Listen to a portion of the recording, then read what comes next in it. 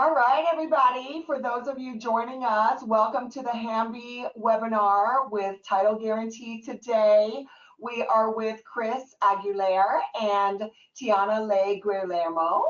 And of course, we've got Wade Nakasone and President 2025 for Hamby. We've got Kelly Dunbar and Lisa Kathy Kirkbride heading up our education committee. And of course, I'm Judy Meredith. We are going to give it about 4 more minutes while we let everybody else go ahead and join. I can see the attendees starting to grow, so we'll give them a few more minutes in order to get started. And in the meanwhile, let's get to know our speaker a little bit today. Chris, tell us, what are your plans for Mother's Day this weekend? Mother's Day plans. Well, my mom is actually in town, which is kind of fun, from the Bay Area. So we're going to spend it with her, and my daughters have a sporting gathering for their team in the afternoon to celebrate their season, which is coming to an end shortly this weekend, their high school water polo season. So kind of getting everyone together for that. So some family time in the morning and some team time in the afternoon. So it should be fun. Very cool. Water polo is a crazy sport. So kudos to you. Your daughter is amazing if she's in water polo. That's awesome. Yeah, it's the Hawaii High School State Championships starting tomorrow. So hopefully it's a celebration on Sunday. of a good season. It's been a good season, but a really good season. Congrats. What about you, Tiana? What are your plans for the holiday coming up, Mom's Day? We're gonna eat. So they have the buffet at the Hyatt Hotel in Waikiki, and my dad actually works there, so I said, there's crab legs, we're gonna go. So that's what we're gonna do. We're gonna treat Mom. We're gonna have a buffet. But yeah, we're just gonna eat to our heart's content and just connect attack later on. Yum! We're doing the exact same thing. We are gonna do all you can eat crab legs, but we're doing it over at the Prince Hotel. But I've been to the one at the Hyatt. It is super good. The one at 100 Sales is really, really good. Yeah. Is it their brunch or dinner? It's it's 5:30, so I think it's a dinner. Yeah, awesome. What about you, Lisa Kathy? What are your plans? Well, race season starts Saturday, and my daughter and my stepson are both stock car racers on the dirt track. So we're going to the race on Saturday night, and then Sunday we're going to Nobu's. They open a Nobu's here in Maui. Ooh, so yeah. I went once. It was amazing. I went once when they first opened, like 2 days after they opened. So I wanted to go back. So that's where we're going for Mother's Day. Ooh, that sounds awesome. Yeah, it's my favorite. Wade, Mom's Day, what are you guys doing? Yeah, I'm giving her the best gift of all. I'm gonna fly to California and grab my my little one out of his apartment. So I'm out of town, so she doesn't have to deal with me. So. That's awesome. Yes, sometimes the disappearing act is the best present ever. Silence. How fun. Well, great. We are at right about 10:04. Let's go ahead and get started. So again, for everyone that has just joined, thank you so much for being here. It is our pleasure to present to you Hawaii Association of Mortgage Brokers, Hamby's webinar with Title Guarantee, our fight against fraud. We're so excited. We have Chris Aguilera today from TG. We've also got Tiana Le with TG. And then, of course, we've got Wade Nakasone, 2025 Hamby President, and Lisa Kathy Kirkbride and Kelly Dunbar, Education Chairs. So thank you all for being here today.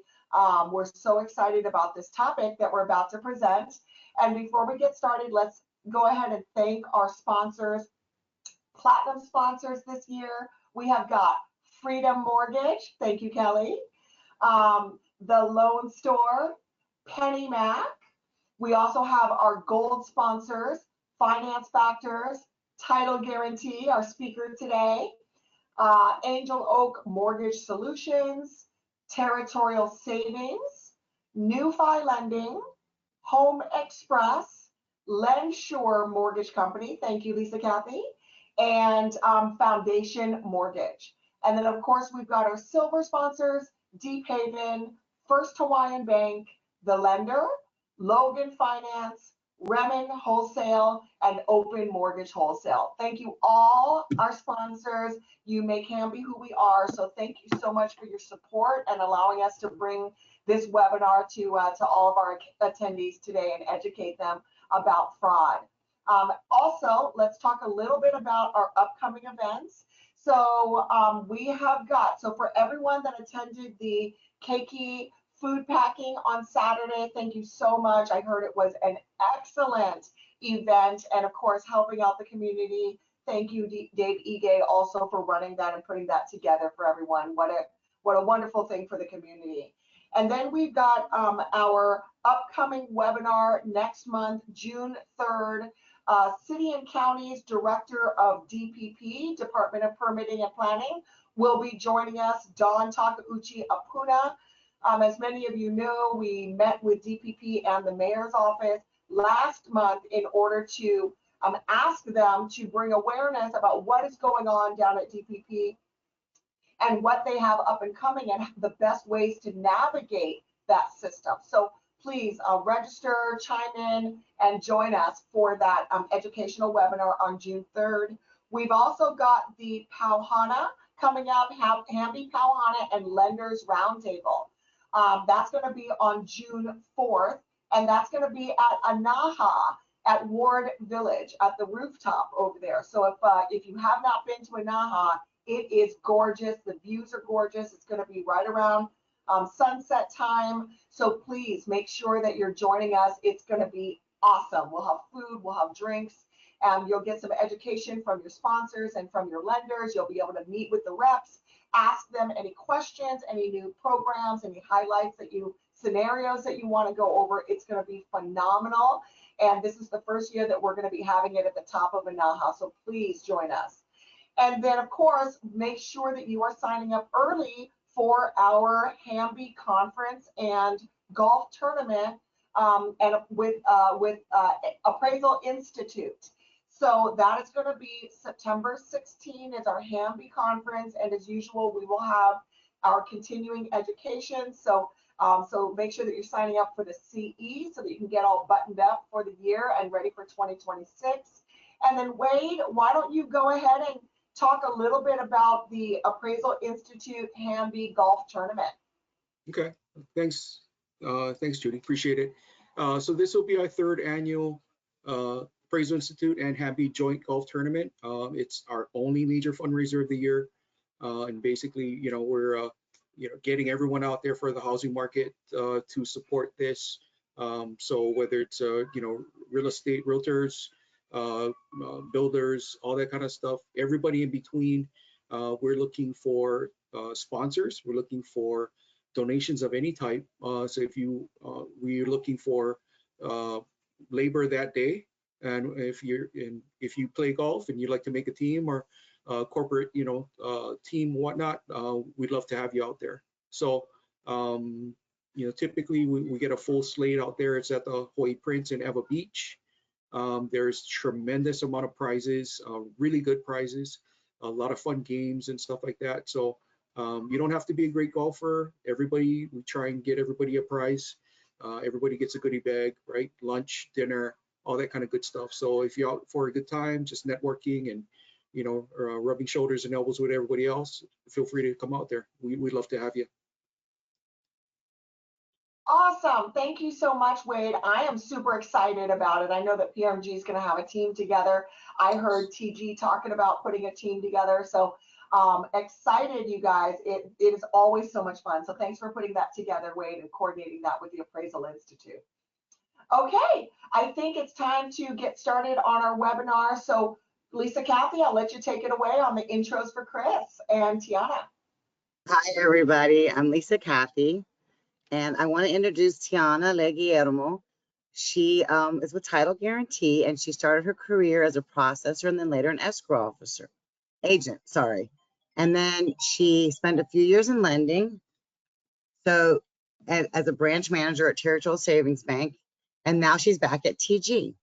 She has a background in both escrow and lending, so she's their lender account manager, which is super exciting because she can interact on both sides of everything. She works closely with her lender clients to ensure that escrow is running smoothly. Outside of work, she's a board member of Aloha United Way Society of Young Leaders and the leader of Serve Committee, organizing community service projects that let her give back to the community. She's a cat mom of 2 spoiled kitties. And as anybody who has cats know, they run the house. So without further ado, I will turn it over to Tiana. Thank you so much, Judy and Lisa Cathy. Yeah, it's a struggle being a cat mom because all my clothes, no matter where I go, there's always some sort of cat fur anywhere, and that's why you'll see me with a lot of rollers just rolling away. But aloha, everyone, and welcome to our webinar. Thank you so much for attending. As Lisa Cathy said, I'm the new lender account manager, and I'm really excited to be here to service lender agents, banks, mortgage brokers.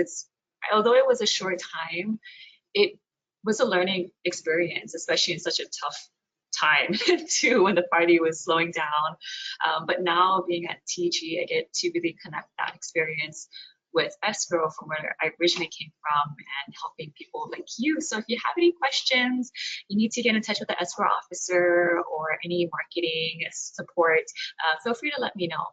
But today we're here to discuss crucial strategies and insights on how to protect ourselves, our clients, our agents from the ever-evolving threat of fraud.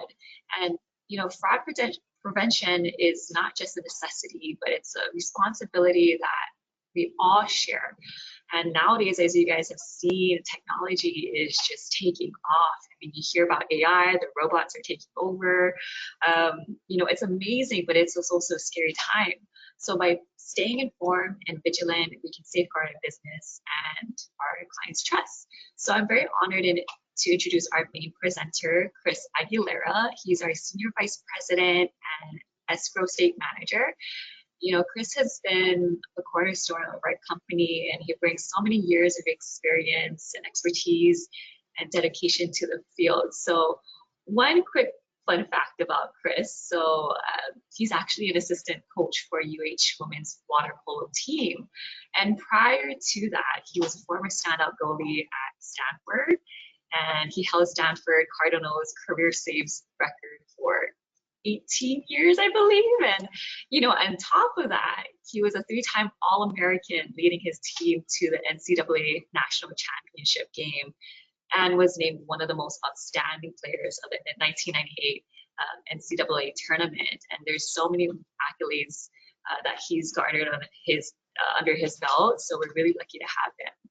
But as I was thinking, just as a water polo player defends their goal with vigilance and strategy, protecting consumers against fraud requires similar skills. So escrow services act like a goalkeeper, ensuring all conditions are met before releasing funds, similar to blocking every shot to secure a win. So Chris, he's a champion water polo player, and he brings the same dedication and strategic thinking to consumer protection, and most importantly, ensuring every transaction is secure as a well-defended goal. So please join me in welcoming Chris as he shows his valuable insights and strategies to help us in our fight against fraud. Thank you. Oh, thank you, Tiana. That was a surprise.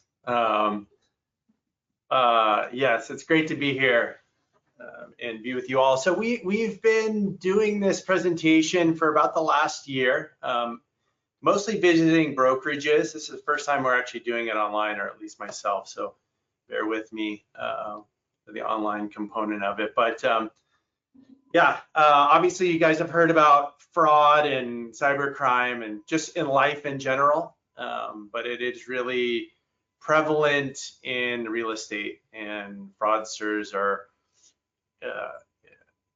innovating every day to figure out how to get money off of our clients, really our buyers, and we'll get into that.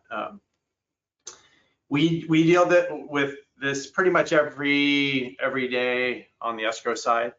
We have a bunch of procedures and processes in place to try to help prevent this. And unfortunately, no matter what we do, it's not always successful. So as Tiana mentioned, my goalkeeping history, I never pitched a shutout, I don't think, and unfortunately, I don't think we're going to pitch a shutout in preventing fraud, but we can limit it as much as possible with really everybody's help.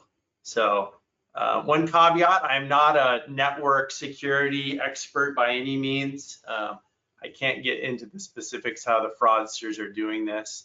I just have very kind of high level information on that, but I do see how it impacts our clients and our industry every day. And I think that's the piece that I can share with you, and hopefully you can take that information and help protect not only your client, your borrower, your buyer, but really the industry as a whole. So yeah, let's dive into it.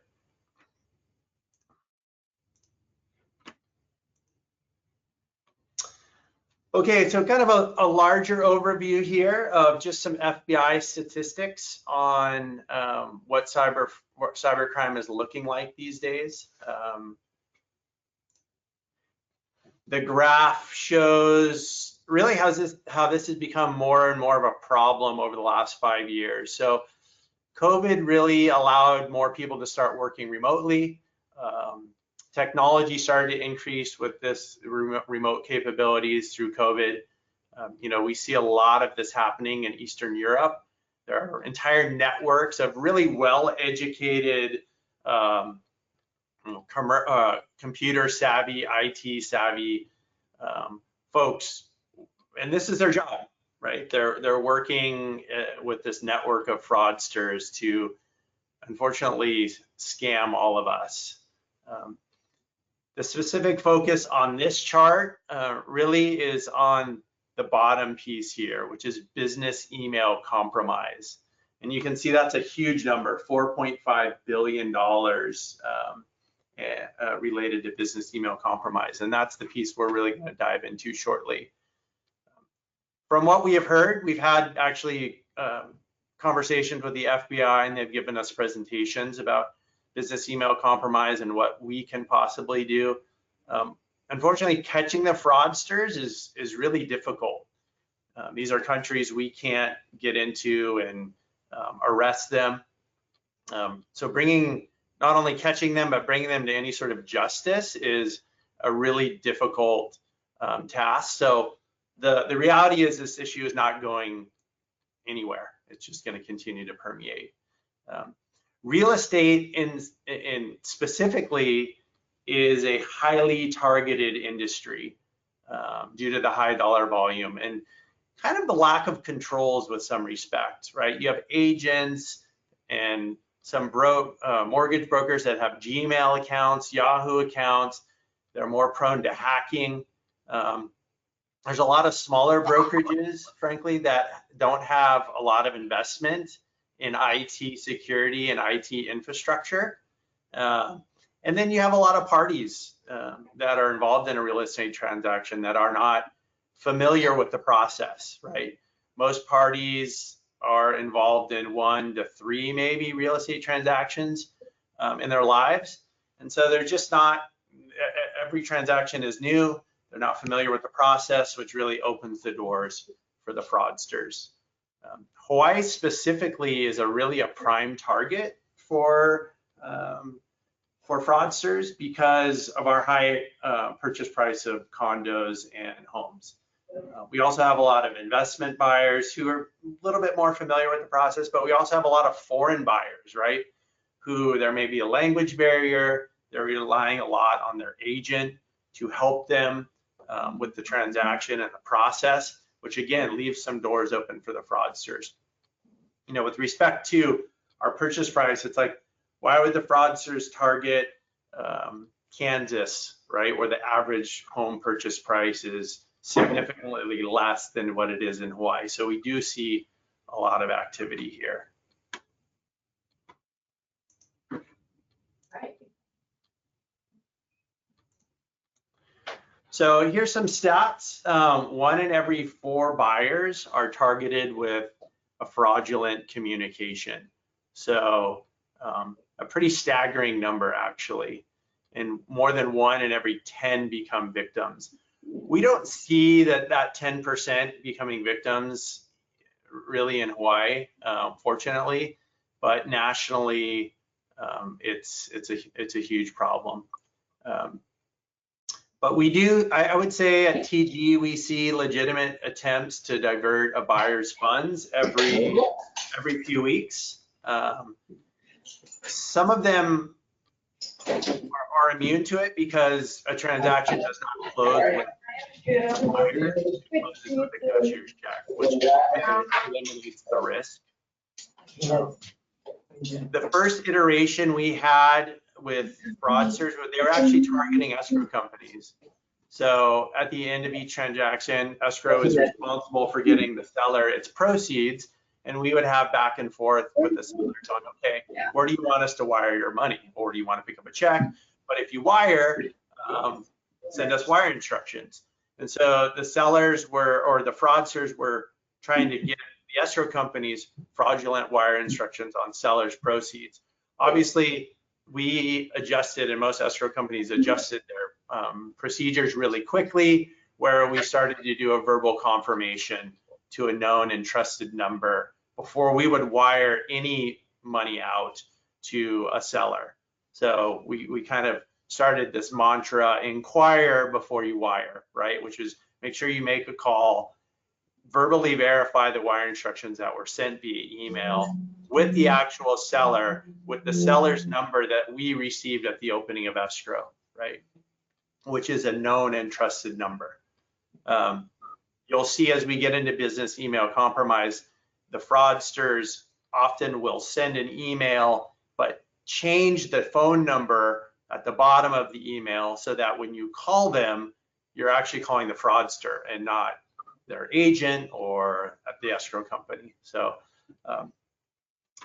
once the fraudsters realized that the escrow companies were changing their procedures, they started changing their tactics. And what they did is they started targeting the buyer's funds due at closing.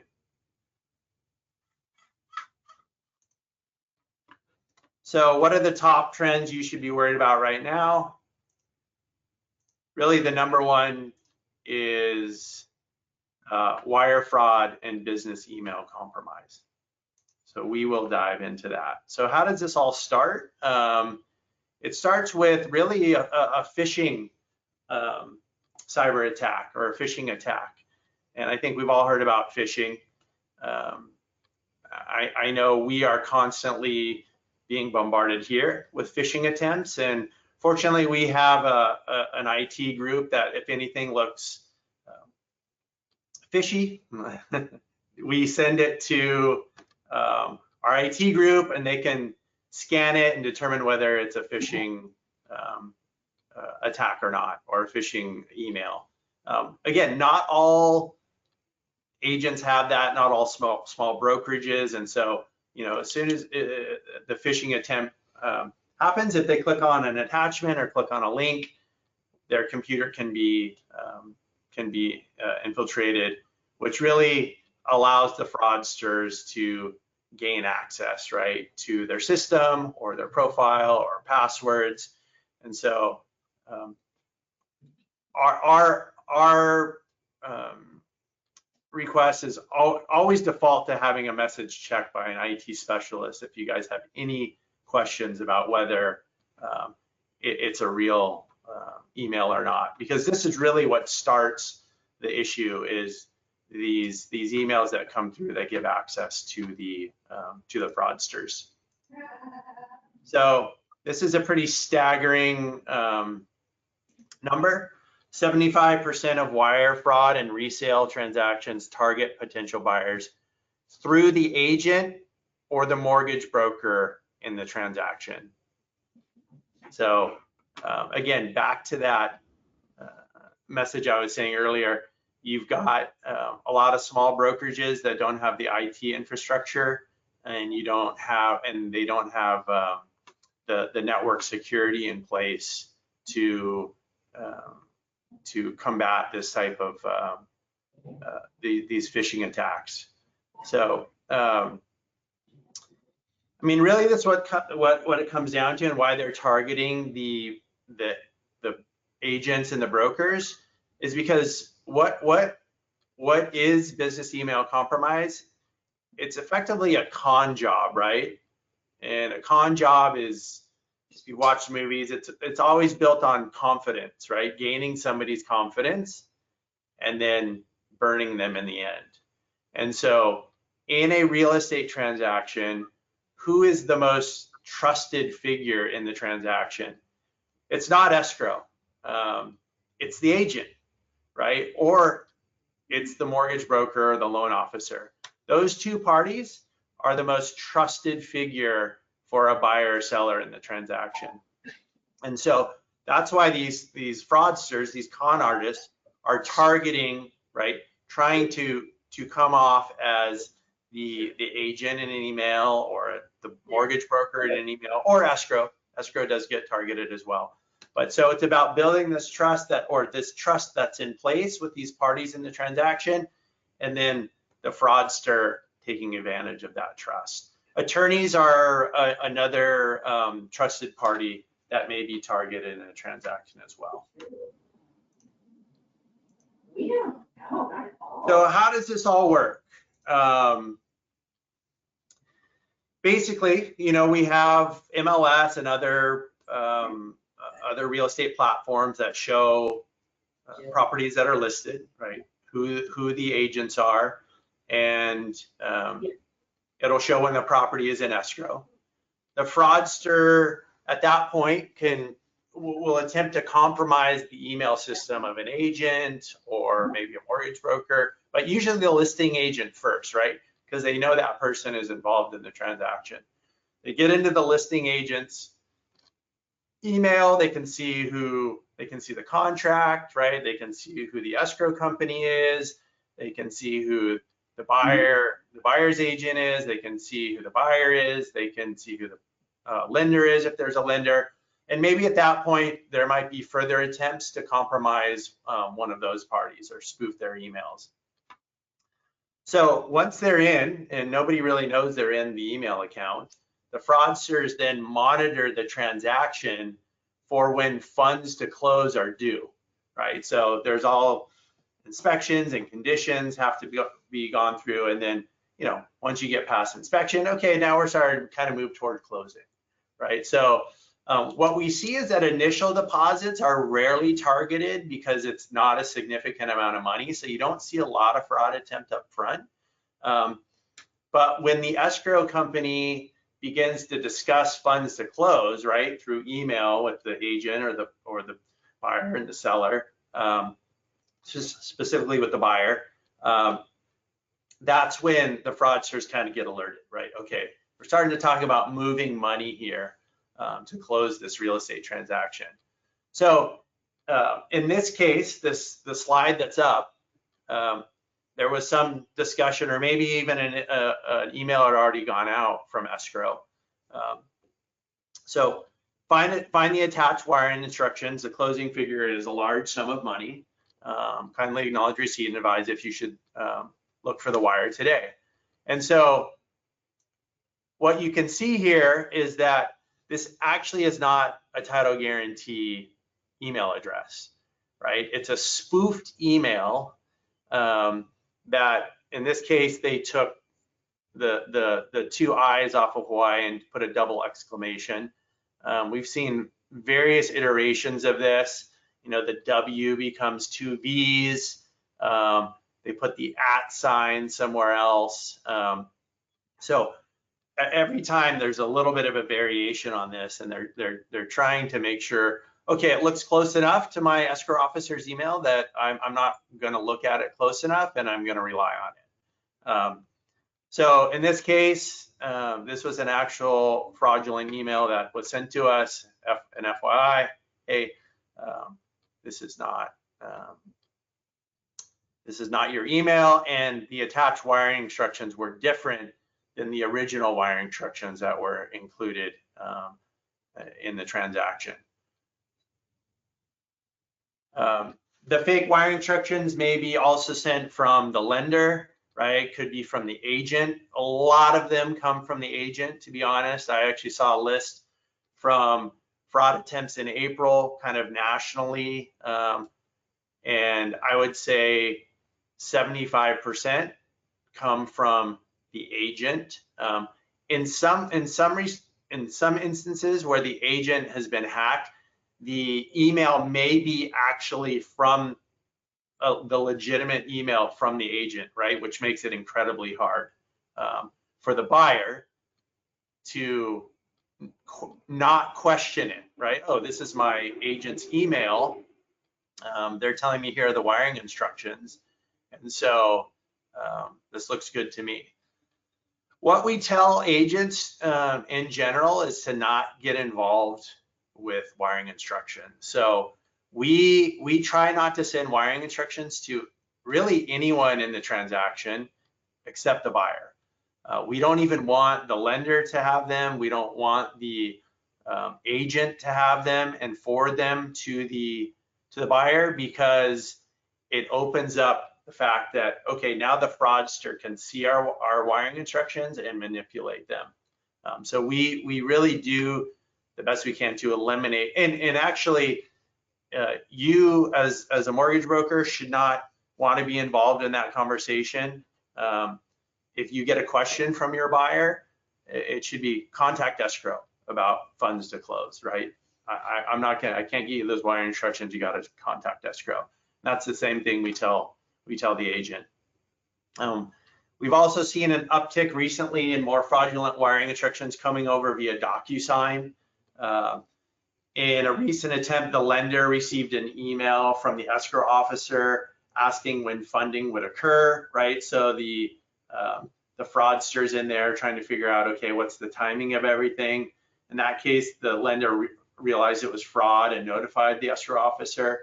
The fraudsters will also tell buyers that, hey, 50% is due today via wire, and you must wire it immediately, or the transaction will be canceled, or there will be a delay in the closing process. And that may come from the agent. Looks like it comes from the agent, or it comes from the escrow company. And so, it brings a little bit of panic to the buyer, like, oh my gosh, okay, this looks like it's coming from escrow, the agent, I better go wire this money immediately. And that sort of panic is a fraudster's dream, because it gets people to act without doing the due diligence that they need to do to properly vet the situation. Phones have made this more of a risk. I mean, everyone is getting emails on their phones. And so one really terrible story that is worth sharing for everyone is we actually had a buyer on a transaction who was out of town, and this person happened to be a real estate agent, and they were off island on the mainland, being busy, running around, and they received an email that purported to be from escrow. And it looks, again, you get it on your phone, it looks legitimate. A lot of people don't look at the back screen of the actual email address, right? You just see the name. Like on this one, Tracy Yamaguchi, that'd be all you'd see on your phone. Oh, that's my escrow officer. But if you actually didn't look further, you would see that this is fake. So in this is exactly what happened in this situation. So she's on her phone, she sees wiring instructions came through from her escrow officer that she's worked with before, and being busy and being on the mainland, she forwards it to her accountant or her money manager and says, hey, here's the wiring instructions from our escrow officer. Funds due to close, please send it to them. Please wire to escrow. And of course, the account manager, her money manager, follows her directions, doesn't vet it at all, and sends about $400,000 in this case to the fraudster. And so nobody knows about this. Escrow doesn't know because we haven't been involved yet with trying to get money to close. And so she comes into the buyer returns from her vacation a week later to sign her documents and comes into escrow, 3 or 4 days before closing to sign. And the escrow officer says, hey, you got to bring your money in too. And she says, well, the buyer says, well, I sent it to you already. And the escrow officer says, no, we haven't received it. And of course, at that moment, the escrow officer, anyone in escrow, heart kind of stops for a second. And the buyer says, well, I got your email. I didn't send you an email. Of course, everyone starts panicking. And this situation, this particular story did not end well. So much time had gone by that the money had already been moved offshore. And so what we see is that you maybe have 1 to 2 days to realize that there's been a fraudulent, that money's actually been transferred to a fraudulent account before the money's moved offshore. So time is really of the essence, and sometimes you're lucky, and in this case, it was not. We were not lucky. What we do in those situations is we freeze the funds. We have national contacts that can go to a bank and freeze the funds. And if you're lucky, the funds are frozen. The best case scenario, the funds are frozen. They're all there. But it can take 30 to 60 days for the funds to be returned to the buyer's account, right? Which in effect puts the transaction at risk, even if the parties want to move forward. The loan may be at risk. Maybe there's an exchange involved and it may impact the exchange. And so that delay is because the bank that received the fraudulent wire has to do their due diligence, receive paperwork, get an indemnity before they will send the money back to the bank that originally sent out the wire. So in this case, here's a sample of a fraudulent wire instruction.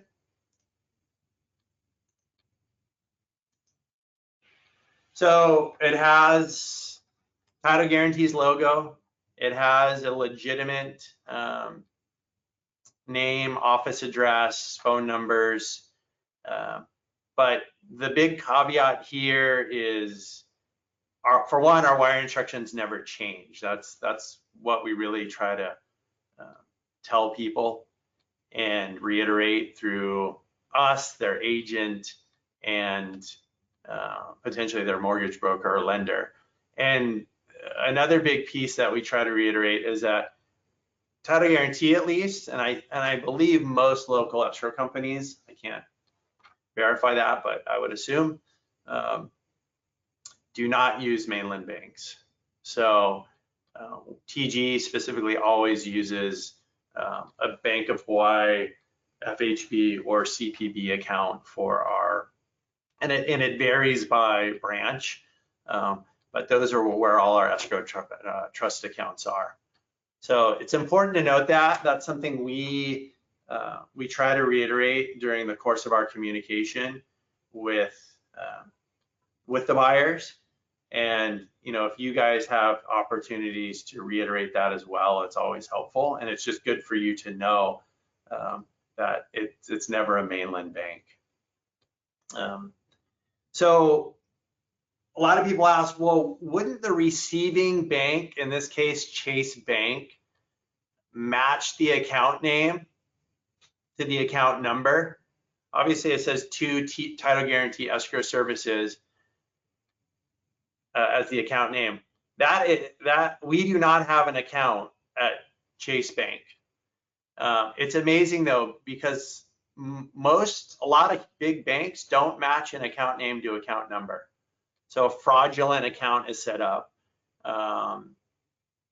with another account name. It's some sort of straw account, right? But it doesn't have the account name. The Chase Bank account is actually not Title Guarantee Escrow Services. So in any event, the American Land Title Association has really lobbied for increased protection on wires, to have banks verify the account name and the account number before they accept it.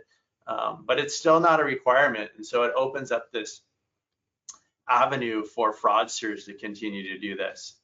To give you a little bit of perspective on what our escrow process is, just so you guys are aware, at the opening of escrow, we send out what we call our wire safe form, and it goes out to the buyer only. That could be digitally or a hard copy.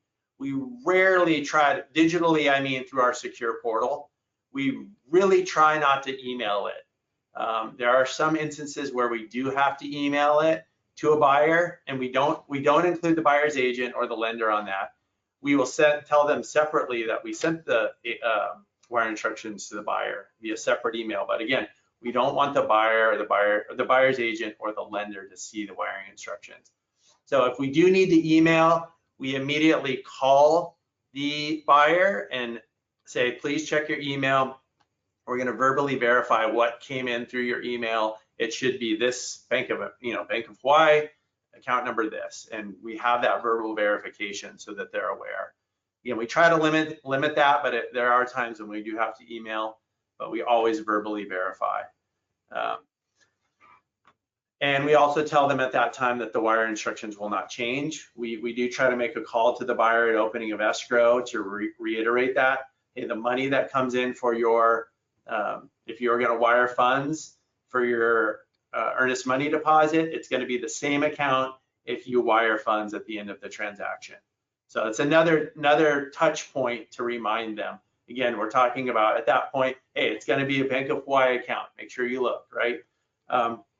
We also have an automated daily report for any transaction scheduled to close 2 weeks prior to closing. So what we found is, as I mentioned before, the fraudsters are sitting and waiting for there to be discussion of, hey, here's your tentative closing statement, right, to show how much money is going to be due at closing. And at that point, they start to perk up because we're talking about money coming into escrow. So prior to that, which is usually 7 to 10 days out, right, of closing, prior to that, we decided, okay, well, let's try to be proactive, and 2 weeks prior to closing, we will make another call to the buyer based on this automated report and reiterate to them, hey, just to want to let you know, we're getting to the point of closing here and money's going to start moving. If you're going to wire, just be aware of this, right? You're going to be wiring to your Bank of Hawaii account. If you receive any correspondence from a text, a phone call, an email from your agent, from your lender, from escrow, do not act upon it and to call us immediately, right? Because very likely it will be fraudulent. So that's another touch point. Sometimes money doesn't come in, they haven't sent in money at time of signing, and so we will reiterate at that time as well.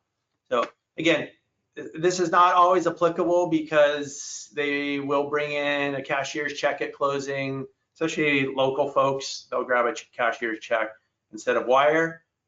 So there is less risk involved when you bring in a cashier's check.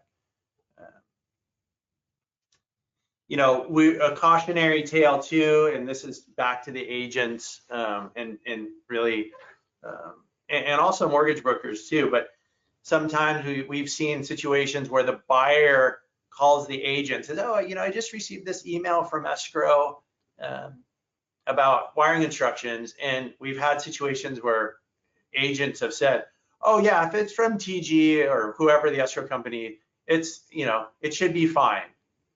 Right? Not knowing that there's this fraud risk and the agent or the buyer then acting upon that confirmation from their agent. And so, we're starting to see situations on the mainland where agents are actually becoming partially liable for some of these losses that result from wire fraud. Maybe their email was hacked. They didn't have the security in place in the IT infrastructure. So I think courts are starting to look, well, what's a reasonableness standard? Maybe they were involved in the communication, like confirming, oh yeah, go ahead and send it, right, without doing their due diligence. So there is getting to be more and more risk on agents, and obviously escrow companies, if we're not following our protocols or we get hacked. I mean, that knock on wood has not happened yet, but when someone loses $400,000 or $100,000 or $200,000 for money they've saved their whole life for to purchase a property, and that gets diverted to a fraudster, they're going to be looking to recover from somebody, right? Title insurance does not cover this type of fraud.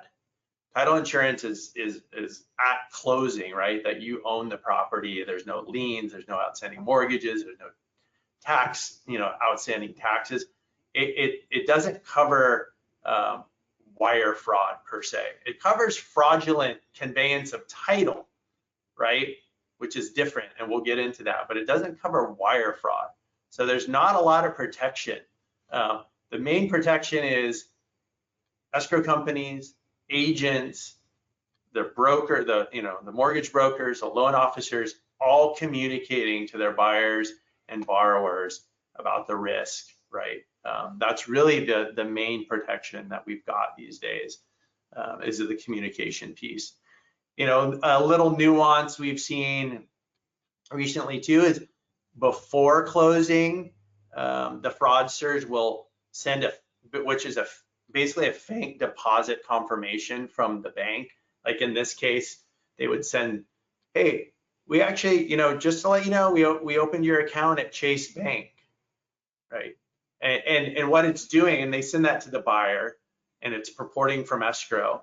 And so what it's doing is it's priming the buyer to say, oh, I heard Chase Bank, and I got confirmation that Chase Bank. And then they send the wiring instructions later with Chase Bank on it, and the buyer thinks they've seen Chase Bank before, and it gives them, again, that confidence that, okay, I can wire my money here. So again, just these like little iterations that the fraudsters are doing that it's hard to stay in front of, and it keeps catching these buyers off guard.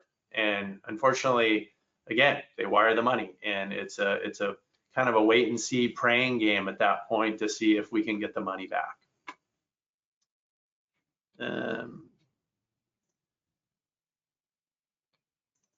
So just as Tiana mentioned, we're in a different world these days. It used to be that fraud was fairly easy to spot. I think we'd get emails, they were poorly written, grammar errors, misspelling, fake wiring instructions were really poorly drafted. AI and other technologies are making it increasingly harder to spot and giving fraudsters additional tools to finish the job. So, again, back to that email communication. Here's a little fraud with Chat GPT. You put in I loan officer, client buy house, spelling mistakes, help make letter, tell realtor wire instructions changed, and our office is closed, right? And it spits out this beautifully written, very believable, great grammar note, right? To that the fraudster can then put this in an email to purporting to be from the agent or purporting to be from escrow.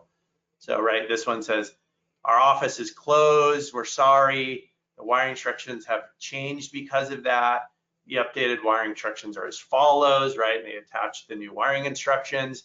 And again, it's very believable if it looks like it's coming from your escrow agent or your escrow officer, your agent or your mortgage broker, right? And so the hope is that we've communicated enough that this rings a bell in the buyer's head before they act upon it, right? It's really important too, because in these situations, I mentioned calling a known and trusted number to verify wiring instructions. You know, the fraudster may put their phone number at the bottom of this. So if you do have questions, the buyer actually calls the wrong number, right? The fraudster's number, and the fraudster is on the line, and the fraudster verifies, oh yeah, this is the escrow company. Yes, that is right. Yeah, we're having a problem with our bank. And you know, this is a piece where the technology has gotten a lot better with voice technology. You know, it's not going to necessarily be a foreign accent on the other line now. You have technology that can change an accent. So it's just the sophistication level continues to grow and grow.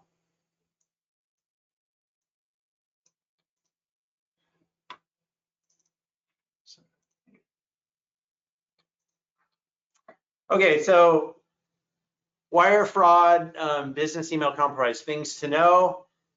Keep reminding your clients. Again, the communication piece is really the number one problem solver here.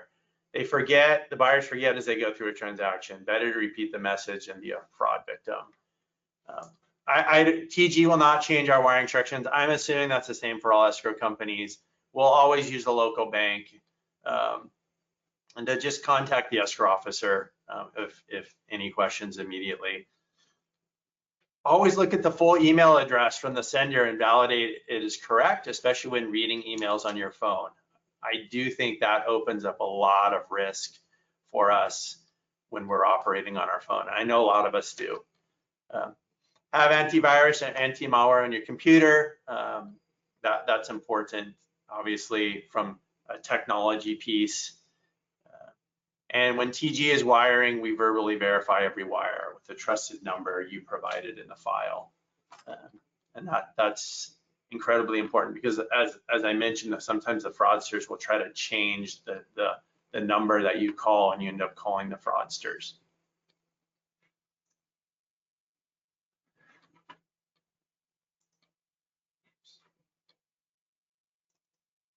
Are there any questions on the business email compromise piece or the wire fraud piece?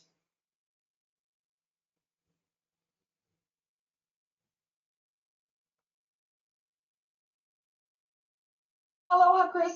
We do not have any questions at this time. Are you going to lean into the vacant land that we see here on the screen, or is that the conclusion of the presentation? Yeah, I'll jump into vacant land really quickly, just to give you guys. This is not something that resonates as much with the loan industry, lender industry, mortgage group, because there's typically not a loan involved, but I think it's interesting to know and just kind of see what the general real estate industry is up against. So we've seen a major uptick in what we're calling vacant land and absentee owner fraud. And just really quickly, basically how this works is a fraudster obviously has access to Google Earth and other property profiles, platforms. And what they see is typically vacant land that's owned by someone that does not live in Hawaii. So this could be someone on the mainland, someone foreign, and they can actually, you can verify that on the tax office website, because it shows basically where the owner lives or where their notices are going. And so what they do is the fraudster will call a listing agent and say, hey, look, I'm so-and-so, I own the property. Like there's usually some sort of story involved. I need to sell my property, and can you list it for me? And so what was happening was, especially last year and right now, I mean, every agent is hungry for a transaction, right? The market's not great. And so they would jump on the opportunity to list this. There was no verification of identity of who was actually on the other line. Or who was sending the email. And we had, I mean, there's transactions all over the company Fortunately, it's getting better at detecting, but when this first started to happen, there was a number of closings that occurred where actually the property was sold by someone who did not actually own the property, right? They were acting as the owner, and this is kind of what are the red flags. The seller claims to be out of country for an urgent but unfortunately believable reason. For example, a family or medical emergency. The seller expresses wish to rush the transaction, will accept a lower than normal market listing sales price. The seller cannot meet the agent in person because they're out of town, or connect with the agent via video conferencing. The seller will only communicate via email, will not provide a mailing address, and the seller uses the power of attorney or has documents purportedly acknowledged through a foreign embassy, which turn out to be forged. Yeah, there's this whole underlying fraudulent notary groups out there that will. I mean, here's kind of a list of known forged notaries. You know, you can purchase a notary stamp on Amazon now, which makes it really easy to forge. So it's hard for the escrow companies. It looks like a legitimate notary. This is why a lot of escrow companies are moving toward having approved notaries only. Those approved notaries have been vetted and you know, have some sort of liability insurance in place. You know, really the risk for these is on the escrow company, because we will have effectively given the buyer an owner's policy of title insurance, right? Saying, hey, you are the owner of this property. But no, they're not. The real seller actually did not convey title. And so we could effectively owe the buyer the amount of money that they paid for the property, right? Because they don't own it. They just paid $300,000 for the vacant land. They don't own it. Who they come to? They come to the title company to do a title claim. So things to note. Again, TG will call to discuss the listings. We'll get information from the seller. We actually have a system in place to verify the actual mailing address of the owner, of the true owner, and we will send them a hard copy notice saying, hey, we just received a contract that's in escrow for your property. And I would say, I don't know, a pretty good chunk of time these days on vacant land sales, we get a call immediately from the actual owner saying, no, I'm not selling my property. What's going on, right? Why is it in escrow? And then we know it's fraud, right? We also have a tool that can verify identification with a selfie and a picture of their government ID. And we effectively will require, and we tell the agent, you should jump on a video call immediately when a vacant land sale comes in, because if they won't get on a video call, there should be something fishy almost immediately. We had a transaction where the seller right was in Japan, and they just refused to get on a call. We said, we got to get on a call. There's always an excuse. After the fourth time, we said, look, if you don't get on the call, we're going to resign from the escrow. And at that point, they didn't get on the call. The buyer and the buyer's agent, even the seller's agent, knew it was fraudulent, so everyone just canceled the transaction. So again, not completely applicable to what you guys are doing every day, but I do think it's important that everyone know about these scams and how they're operating and what's out there. So, oh, sorry, I forgot to forward that screen to that shot. But interestingly enough, because of this, and this will wrap it up, the Bureau of Conveyances actually has produced something which they call their Property Watch. This is new, and it's to help combat vacant land and absentee owner sale. So things to know, basically you go on to the Bureau of Conveyance website and you register your name as it's held. Say, you know, your house is under my name, Chris Aguilera. I would put my name in the property watch. And if in a contact email, if the Bureau records something with my name on it, it alerts me that there has been some sort of recording with my name. Obviously, if you have a common name, you might get a bunch of emails. If you don't, you know, then it's a good service, I think, that they're providing. It's an initial level of protection, because if you can the earlier you can determine that this is happening, the easier it is to fix. So it's not always easy to fix, but it's fixable, put it that way.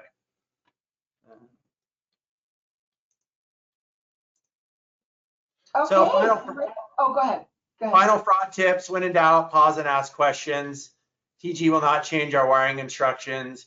Repeat words of caution to your clients whenever money is involved, and ask your clients to meet in person or via virtual. That's really for the agents, but also could be for mortgage brokers as well. Our in-house counsel at TG has a line he likes to say quite often, which is a little bit of paranoia is good once in a while, right? So just always thinking, okay, this doesn't feel right.